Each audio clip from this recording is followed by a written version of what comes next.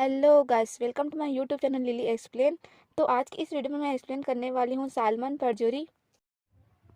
Episode 8 में हमें सबसे पहले 3 महीने पहले को दिखाया जाता है, जहाँ लिसु बैठकर वीआईपी स्टूडेंट की लिस्ट के बारे में सोच रहा था। तभी वहाँ पर चो यो शुक आता है और कुछ स्टूडेंट को बुली करने लगता है। नेक्स्ट सीन में लिसु वीआईपी लिस्ट के सामने कवर को ग्रुप में डाल देता है। इस बारे में हैंग चैंग मून को पता चल जाता है और वह ली सुवू से मिलने चला जाता है। हैंग चैंग मून ली सुवू को सुनसान जगह ले जाकर उसे फोटो डिलीट करने के लिए बोलता है।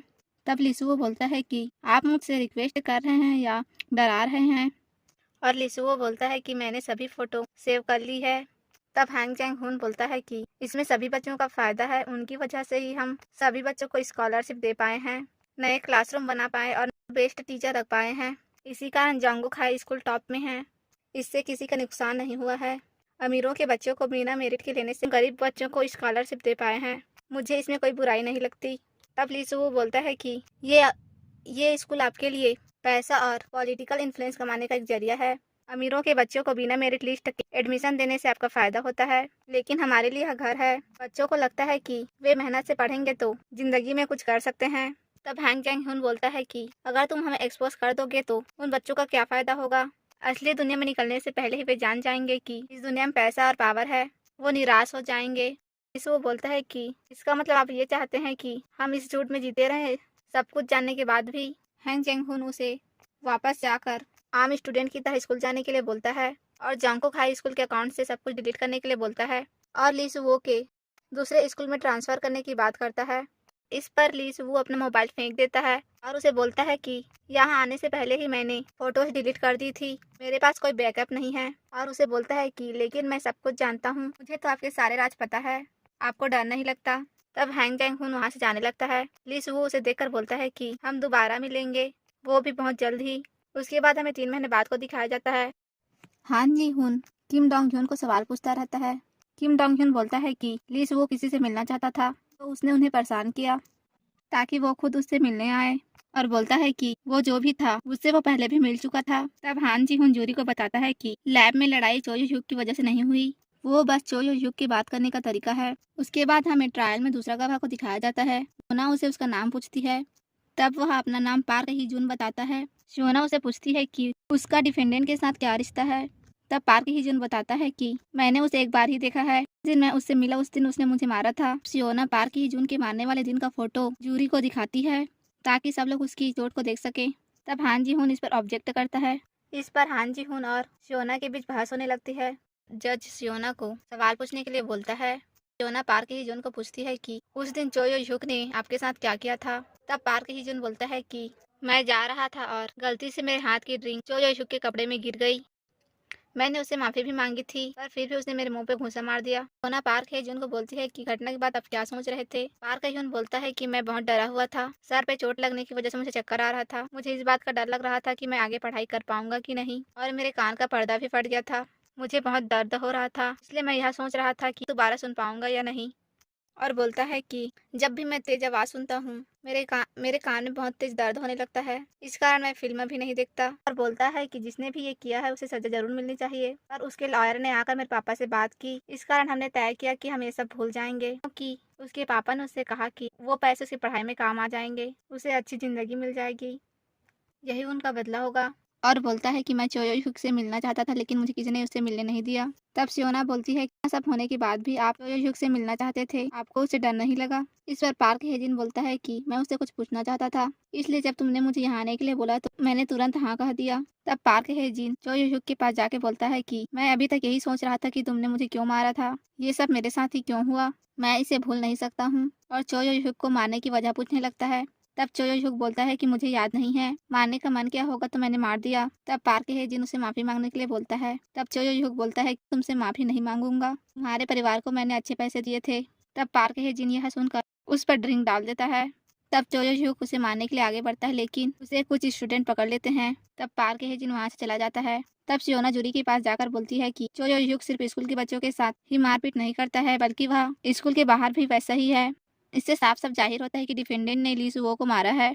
उसके बाद हेयरिंग खत्म हो जाता है। उसके बाद हमें सियोना को पार्क हेजिन के पास दिखाया जाता है। पार्क हेजिन सियोना से माफी मांगता है और बोलता है कि ये सब मैंने पहले से प्लान करके रखा था। तो बोलता है कि आपको पता है कि मुझे परेशान सबसे ज्यादा किसने किया, जिस तरह से उसने मुझे मारा था उसे भूल ना पाना। मैं हमेशा सोचते रहता था कि मैं उससे लड़ा क्यों नहीं, लेकिन अब मुझे इस बात का कोई डर नहीं है। कुछ भी हो तुम इस केस को जरूर लड़ना, तुमने कोशिश की, इस बात का सुकून तुम्हें जरूर मिलेगा। और वह वहाँ से चला जाता है। नेक्स्ट सीन में लीजूरी जो यशुक और पार्क हेजिन का वीडियो देख रही होती है। लीजूरी अपनी माँ को दूसरी जगह जाने को मना कर देती है। वह बोलती है कि मैं चोयो युग को यहीं रहकर बर्बाद होते हुए देखना चाहती हूँ। चोयो युग पार्क हेजुन को मारने वाले दिन को याद कर रहा होता है। उसके बाद हमें क्लासरूम को दिखाया जाता है, जहाँ बेखायरी चोयो युग का साइड लेते हान जी हुन को बोल रही होती है कि तुम तो हमारे साइड हो, तुम्हें विटनेस को चोयो युग के इतने पास आने नहीं देना चाहिए था, तुमने उसे कुछ कहा नहीं, इसी कारण उसे ये सब करने की हिम्मत हुई। चोयो युग बेखारी को चुप रहने के लिए बोलता है, लेकिन बेखारी चुप नहीं होती और बोलती है कि तुम कुछ क्यों नहीं कहते, इन लोगों को क्या पता होगा तुम दिल के कितने अच्छे इंसान हो। एक बार मदर्स डे पर माँ को गिफ्ट देने के लिए उसने अपने पापा की घड़ी बेच दी थी, और जब इसकी दादी का देहांत हुआ था तो ये बहुत रोया था और अपने रूम से बाहर तक नहीं निकला था। तब चोयो युग वहाँ से चला जाता है। चोयो युग के जाने के बाद ली सोंग मिन चोयो युग से मिलने आया होता है। कि हुन ली सोंग मिन से पूछता है कि चोयो युग ने उस दिन ऐसा क्यों किया। तब ली सोंग मिन बताता है कि चोयो युग कभी कभार ऐसा करता है, चोयो युग थोड़ा सनकी है, ये तुम्हें पता है ना। उसके पापा कैसे हैं, वो सिर्फ चोयो युग को ही नहीं उसकी माँ को भी मारते हैं। मैंने कई बार चोयो युग के चेहरे पर और शरीर पर चोटों के निशान देखे हैं। तब हान जी हुन बोलता है कि बस इसलिए कि उसके घर वाले उसे मारते हैं, दूसरों पर गुस्सा नहीं उतार सकता है, ये बिल्कुल सही नहीं है। तब ली सांग मिन बोलता है कि मैंने उसे कई बार रोकने की कोशिश की है, पर फिर भी वह वही करता है, उसे अपने गुस्से पर काबू नहीं होता है। और हान जी हुन से पूछने लगता है कि तुम उसका केस छोड़ोगे तो नहीं ना, उसने ली सुओ को नहीं मारा है, ये बात सच है। उस रात चोयो युग ने जिस आदमी को देखा था उसे मैंने भी देखा था। जब मैं चोयो युग को घर छोड़ने गया था तब मैंने उसे देखा था। उसके बाद हमें चोयो युग को अपने घर जाते दिखाया जाता है। चोयो युग के डैड उसे देखकर उसे और उसकी माँ को डांटने लगते हैं। इसके बाद हमें प्रिंसिपल को टीचर किम को बच्चों का शिकायत करते हुए दिखाया जाता है। टीचर बोलती है कि बच्चे हमारे जोंगकुक हाई स्कूल की बुराई कर रहे हैं और प्रिंसिपल को फैसला करने के लिए बोलती है क्लब बंद करवाने के लिए। तब सियोना की क्लास टीचर उसे बोलती है कि आपने यह ट्रायल इसलिए अलाउ नहीं किया है, आप स्टूडेंट को चाहते हैं, आपने इसे इसलिए अलाउ किया है क्योंकि आपने सियोना को मारा है, आपके पास इसके अलावा कोई चारा नहीं था। स्कूल के आधे बच्चे ट्रायल करवाना चाहते थे। तब टीचर किम प्रिंसिपल को बोलती है कि स्कूल ट्रायल स्कूल के बच्चों की मर्जी से हो रहा है, और ट्रायल बंद करना चाहते हैं तो बच्चों की ही मर्जी से होना चाहिए। जब तक स्कूल की टीम 500 बच्चों का साइन नहीं करवा लेती तब प्रिंसिपल सबको जाने के लिए बोल देता है। के बाद हमें जिनयोंग और सियोना को दिखाया जाता है जो काम कर रहे होते हैं। तब सियोना के नाक से खून निकलने लगता है। तब सियोना जिनयोंग को बोलती है कि जब भी मेरे नाक से खून आता है मुझे बहुत गर्व होता है, मुझे लगता है कि मैंने बहुत मेहनत की है।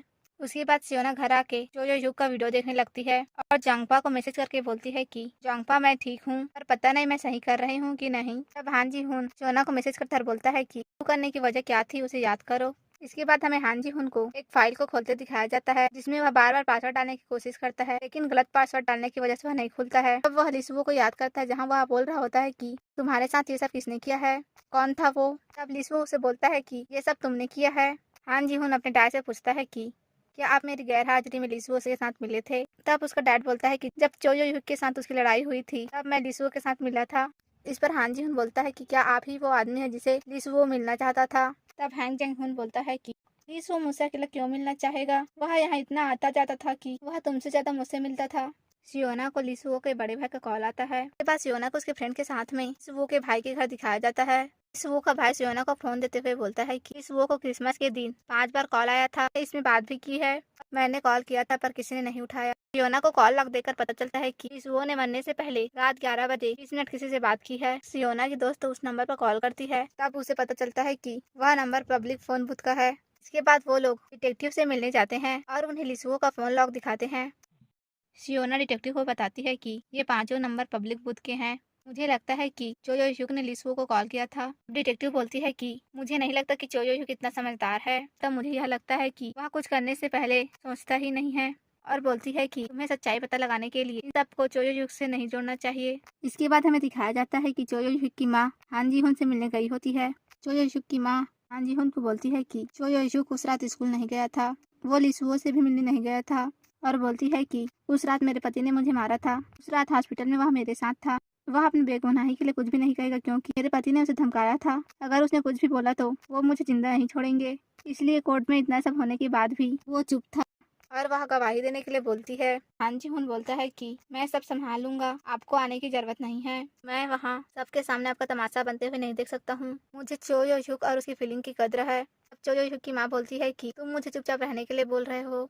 तब हान जी हुन बोलता है कि मुझे बस एक गवाह की जरूरत है, वो इंसान जो उस रात आपके घर आया था। चो यो हुक की माँ की हेल्प मांगता है। इसके बाद हमें सियोना को दिखाया जाता है, जो सभी फोन बूथ में जाकर माँ का नंबर देख रही होती है। ये बात सियोना 5वें फोन बूथ वाले नंबर में जाती है। सियोना वहीं पास के स्टोर में जाती है और स्टोर के मालिक को बताती है कि वह जोंगकुक हाई स्कूल की है और उसे पूछती है कि क्या आपने हमारे स्कूल के किसी बच्चे को देखा है जो पब्लिक फोन बूथ उपयोग करता है।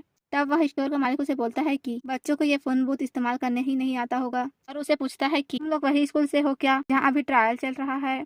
इस पर सियोना हाँ बोलती है और उसे बताती है कि वो प्रोसिक्यूशन से है। तब स्टोर मालिक उसे बोलता है कि उस दिन क्रिसमस की रात को एक लड़का फोन इस्तेमाल कर रहा था। मुझे लगा कोई सीरियस तो नहीं है और मैंने उसे काफी बार पूछा कहीं उसे कोई परेशानी तो नहीं है, लेकिन उसने कहा कि वह ठीक है। अगले दिन मुझे पता चला कि जोंगकुक हाई स्कूल के किसी स्टूडेंट ने छत से कूदकर जान दे दी है। वो लड़का बहुत परेशान लग रहा था और वो रो भी रहा था। मैंने आज तक किसी बच्चे को इतना परेशान होते नहीं देखा था। तब सियोना स्टोर मालिक को फोटो दिखाती है और बोलती है कि क्या वो लड़का इनमें से कोई था, लेकिन स्टोर मालिक को उस फोटो में कहीं भी वो लड़का नहीं मिलता है। इसके बाद हमें हान जी हुन को पुलिस स्टेशन में दिखाया जाता है, जो सियोना के डैड से मिलने गया होता है, जो फायर एक्सीडेंट के बारे में बात कर रहे होते हैं। इसके बाद हमें सियोना के डैड को घर आते हुए दिखाया जाता है। वह सियोना की मम्मी को बोलता है कि उसे नया केस मिला है। सियोना अपने डैड से पूछती है कि इस केस पर आप काम कर रहे हैं वो क्या चो यो हुक का केस है। सियोना के डैड बोलते हैं कि वो अब खत्म हो गया है, तुम चिंता मत करो। उसके बाद हमें चो यो हुक के डैड को पुलिस को ले जाते हुए दिखाया जाता है। वह पुलिस वालों को सबूत दिखाने के लिए बोल रहा होता है। अब सियोना के डैड उसे बोलता है कि फायर एक्सपर्ट ने हमें सब कुछ बता दिया है। चो यो हुक अपने माँ के पास जाकर अपने पिता को छुड़वाने की बात करता है। उसकी माँ बोलती है कि वो यही डिजर्व करते हैं। उसके बाद हमें सियोना और सारे ट्रायल क्लब के मेंबर को ट्रायल क्लब में दिखाया जाता है। सियोना उन्हें बता रही होती है कि क्रिसमस के दिन किसी ने लिसवो को फोन बूथ से 5 बार कॉल किया था। भांजी हुन उसे पूछता है कि क्या तुम्हें पता चला कि वह कौन था।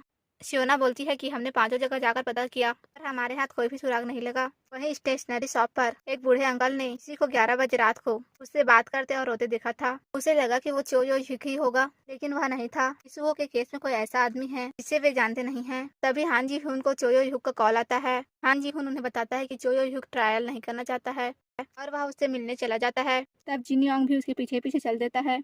चो यो हुक हान जी हुन को बोलता है कि उसे कोई केस नहीं लड़ना है, मेरी लाइफ अब खत्म है। हान जी हुन बोलता है कि तुम्हारे डैड के अरेस्ट होने से तुम्हारी लाइफ खत्म नहीं होगी। चो यो हुक बोलता है कि ये सब तुम्हें कैसे पता है। हान जी हुन बोलता है कि तुम्हारी मम्मी ने मुझसे बात की थी, वो गवाही देना चाहती थी। उन्होंने मुझे बताया कि उस रात क्या हुआ था और मैंने पुलिस को बता दिया।